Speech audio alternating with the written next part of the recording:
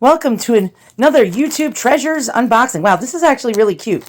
All right, so this seller had this item listed, and they had to make an offer button, and I offered them more than half off, and I was like, they're never going to accept. And they did. So let's see what we got. And we're going to open this up in fast motion. I even got a handwritten note. Now, this was in the review of the seller. This seller got a lot of reviews for really nice packaging. Very, very... like personalized packaging. And oh, wow, there's a long paragraph. Thanks so much. Wait, I can't read their writing. We love finding antique jewels and thought this Cameo was beautiful. Enjoy and let us know it arrived safely. All the best, and seller name. Let's open the rest of this up in fast motion. I mean, it's not every day you get a crocodile pattern jewel box. Oh my goodness, I'm reusing this. Yeah. Definitely reusing the packaging. Gently lift the sticker off because reuse. I like reusing things. All right, look at this. You ready? The unveiling. And oh my God, even in a velvet jewelry box. I mean, this is outrageous. All right, even if I don't like the item, the seller gets a 5-star for packaging. Look at that. That means the seller really cares. And let's go ahead. Let's see what we got. Oh, all right. Now, I knew this thing was dirty and old.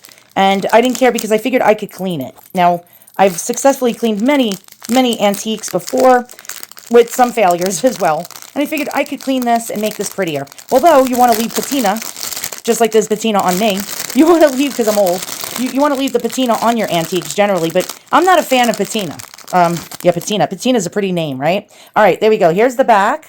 You can see this is really dirty. Has over at least 120, 130, even 150 years worth of dirt. Probably 140, 150 years. And you can tell this is really old by 2 characteristics. And what are they? If you follow me, let's see if you notice. The tube hinge means Victorian and earlier. And the C catch. Let's try to show you. It's shaped like a letter C. Do you see that? There's no rollover. There we go. We could see it in that orientation. And the pin jutting out past the frame. Because their clothes were thicker during the Victorian times and earlier, and they needed a strong pin, and thus, look at the thickness of this pin. All right, let's flip it over. It's very dirty. I know from the pictures it was filthy. And what we have is most likely, now I'm no expert on metals, but it's either one of 3 things: rolled gold, pinchback, which is not real gold at all, or gold plating. I think what we have is rolled gold. I could be wrong, but we have a Cameo. And actually, wow. All right, look at how do you know you have a real Cameo? It's not flat. It's not a flat disc. Look at that. It's curved. It's coming out. Do you see that? Really quite cool. You can also see through it. You can see the portrait through it if you hold it up to light. Now, that doesn't mean it can't be glass, so you got to be careful. Careful. I said that in my New York accent. Look at the filth inside of here. All right. So we're going to take a look at it. I'm going to clean it up just a little bit. We want to leave as much patina on it as we can. Now, what I do notice is there's something called verdigris inside here. All right, when it comes to verdigris and metal, verdigris is a cancer. It's actually, I'm not kidding you, it's a metal cancer. I'm just going to try to show you with my pointer. I don't know if you can see it. It's in here. It's in here. This is the contact points of the brooch where it would have probably been handled a lot. We got verdigris in here, and in here, and in here. The person's oils got in here. Sometimes you can scratch it out with a wooden stick. You don't want to use metal on metal because, or a pin or something sharp because you're gonna cause an issue. But sometimes you can scratch out the verdigris with an orange stick, or what we call a shish kebab stick. And so I'm just gonna try to get some of that green stuff out. If you leave it on, what happens? What happens if you leave verdigris on metal? It'll eat away at the metal. And what happens is when it eats away at the metal, it will actually, there'll be none of your piece left. It'll just eat a huge hole into your metal, destroy your antique. And you want to get it out. So I'm going to get it out with some Simichrome polish. I don't know if we got some of that verdigris out of there. But, yeah, you want to get in there with a little Simichrome polish. Very light. Nothing abrasive. Light touch. Clean this. And you also need to oil your shell. Trying to get some of this stuff out of here. You want to oil your shell. If you have a shell Cameo, you need to oil the shell with a food-grade oil, such as mineral oil. And you really need to do that. But you need to clean it first. So I clean it lightly with dish detergent, Dawn dish detergent, very, very lightly. I hydrate the shell, dry it off, and pat it to dry gently. And then I oil the shell on both sides, let it soak for a few minutes, sometimes 10 minutes, 15 minutes, and then I buff it. It actually hydrates the shell and cleans it. You can see the filth on this. All right, now, you got to be careful. Anything plated, anything plated, you can actually remove the metal, the top layer of metal that's on top, and reveal the base metal underneath. You don't want to do that, so you got to clean these very carefully, very gently, and without much pressure. So let's go ahead and do that carefully. So some Q-tips, polishing rag. Let's find it with a buffing side. A very, very, very soft toothbrush. They make toothbrushes for polishing things with very soft bristles. Not a traditional toothbrush, but I'm going to try to gently. This is Simicrone, really great polish. I'm going to try to get in here gently. And this is definitely Victorian, probably from the 1860s, 1870s. So I want to just get into these little nooks and crannies. I don't like there's too much Simicrone on here. So I'm just going to dab it off a little. And, okay. You don't want to put too much polish. It's too abrasive. I want to get in here gently and just without pressing hard, without pressing down. I just want to give it a little bit of a clean right in the crevices. And you can see a lot of dirt coming out of there already.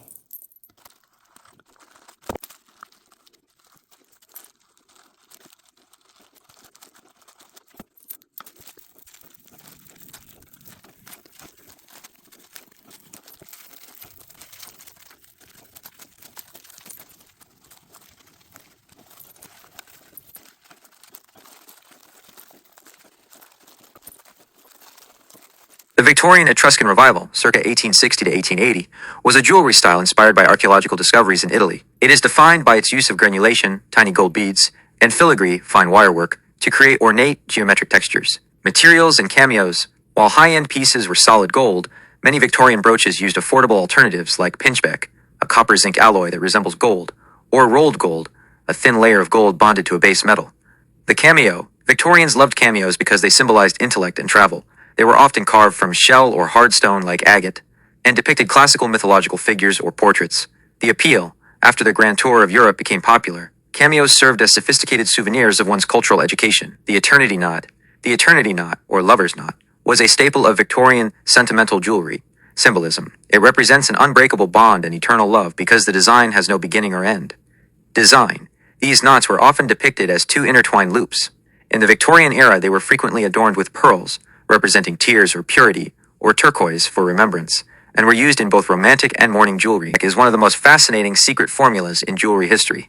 Often called poor man's gold, it was the premier gold substitute during the Georgian and early Victorian eras. If you have a Victorian brooch that looks like gold but isn't marked, there is a high chance it is either pinchbeck or its later successor, rolled gold. 1. What exactly is pinchbeck? Invented around 1720 by Christopher Pinchbeck, a London clockmaker, it is a specialized form of brass, an alloy of copper and zinc. The secret ratio. While standard brass is often 60% copper, pinchbeck used a much higher copper content, roughly 83% to 93%. The illusion. This specific ratio allowed the metal to mimic the warm, rich yellow of 18K 22K gold so perfectly that even experts of the time were often fooled. The durability. Unlike cheaper gold washes or plates that flake off, pinchbeck is the same color all the way through. If it gets scratched, you just see more gold underneath. 2. Why was it so popular for Victorian brooches? Safety for travelers. In the 18th and 19th centuries, highway robbery was a real threat. Wealthy women would have traveling sets of jewelry made in pinchbeck to wear on stagecoaches, keeping their real gold safely locked away. Affordability for the middle class. As the Victorian middle class grew, people wanted the look of the aristocracy. Pinchbeck allowed them to wear large, ornate Etruscan-style cameos, without the massive price tag of solid gold. Weight. Because it is less dense than gold, a large Victorian brooch made of pinchbeck is much lighter and won't pull down or tear the delicate fabrics of a dress. 3. Pinchbeck versus rolled gold. By the mid-Victorian era, around 1840 to 1850, pinchbeck began to fade out because of two things. 1. 9K gold was legalized. In 1854, the UK legalized lower carat gold, 9K, 12K, 15K, making real gold more affordable. 2. Rolled gold / electroplating. New technology allowed jewelers to heat bond a thin sheet of real gold to copper, rolled gold, or use electricity to coat a piece in gold, electroplating. How to tell the difference? If you look at the back of a brooch with a magnifying glass, rolled gold might show tiny areas of brassing, where the gold layer has worn away to reveal a different colored base metal. Pinchbeck will usually be a uniform color throughout. Cameo brooch featuring both an eternity knot and Etruscan revival styling most likely dates to the mid-Victorian era, specifically between 1860 and 1880. This specific combination represents a perfect storm of Victorian trends, where archaeological fascination met intense romantic symbolism. 1. The era, mid-Victorian, the grand period. While the eternity knot was popular throughout the entire Victorian era, 1837 to 1901, The Etruscan revival style peaked after the 1860s. This was sparked by the excavations of Etruscan tombs in Italy, like the famous Regolini Galassi tomb. Jewelers like Castellani and Giuliano began recreating the ancient granulation and wirework techniques, which then trickled down into more affordable materials like pinchbeck and rolled gold for the general public. 2. The symbolism of the design. When you see these two elements together, the piece is a double-layered message. The eternity knot, the lover's knot. This was a sentimental language of jewelry symbol. It represented a bond that could not be untied, everlasting love or eternal friendship. The Etruscan frame. By placing a cameo in an Etruscan frame, the maker was adding a sense of timelessness and history. It suggested that the love represented by the knot was as ancient and enduring as the civilizations of Rome and Etruria. All right, so I cleaned it as best as I could. I didn't get in all the nooks and crannies as good as I thought I was able to, but there we go. It's a nice shiny brooch. We got an eternity knot, well, what appears to be an eternity knot. Everything in Victorian jewelry had symbolism. And look at this nice high raised relief cameo. Who is it of? I think it's a Bacchante, a follower of Bacchus, the god of wine and, yeah, depravity. And I did not really clean the back. But I did oil the shell inside, internally. You can see it's shining now. It is not dirty. I kept as much of the patina as I could on it. There was no verdigris on this part, so I just left it dirty. Just to show the age on one side and the beauty on the other. There we go. It's not probably real gold. I think it is rolled gold. Now, you have to be careful when cleaning rolled gold because it's actually gold that's, well, rolled over a piece of base metal. And there's seams. And if there's seams, if you clean it with a toothbrush and some dish detergent and some water, if you get any moisture inside those seams, what's going to happen is more verdigris. Verdigris grows from moisture. And so you don't want that to happen. This is Etruscan style. Look at the beautiful workmanship going along the rolled gold or the pinchback. You see that the designs going across that even though this is considered costume jewelry for the time and for today's time, it's not actually costume jewelry. This was made so middle-class women could also wear this. And that's actually quite cool. So a middle-class woman could actually afford one of these pieces and not break the bank. Once again, thanks so much for watching. If you learned something, let me know in the comments below. I got my cocaine mirror out. Only kidding. I got my mirror out to show you. Look at the beautiful carved Bacchante. So now we know Bacchante means joy.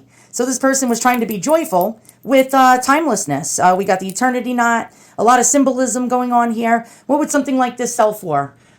Price is subjective. What one dealer will put a price on. You saw the dealer went more than half off on this brooch for me. Brooch, whatever you want to call it. I had to admit, it's subjective. Now, not all dealers are going to give you 40, 50, 60% off. So I would guesstimate something like this. If it was real gold, at least, oh my God, at least $1,000 to $2,500 or more, depending on the weight in gold and the size. This is a very large one, probably over $2,000. 1,500, 3,000, like around there. I'm trying to think now. If it's pinchback is actually more prized than actual rolled gold. Pinchback, I'm gonna say probably like 350 to 550, 600. If it was plated, now plated is worse than rolled gold. Plated is a thin dusting of gold. It would have all worn away when I cleaned it. Definitely would have even a light cleaning with a non-abrasive cleaner or not a very abrasive cleaner would have just wore off the surface. But since this is rolled gold now, if it was lightly dusted with gold, I'm going to go like 150, maybe 200. This is retail price. If you have an Etsy shop, Ruby Lane, First Dibs shop, this would be 250 to 500. So thanks for watching. Now on eBay, much less. We're talking anywhere between about $80 to $150 on eBay. Nothing more, nothing less. But price is always subjective. It's what somebody is willing to pay for it. Thank you so much for watching. See you guys all in the next unboxing.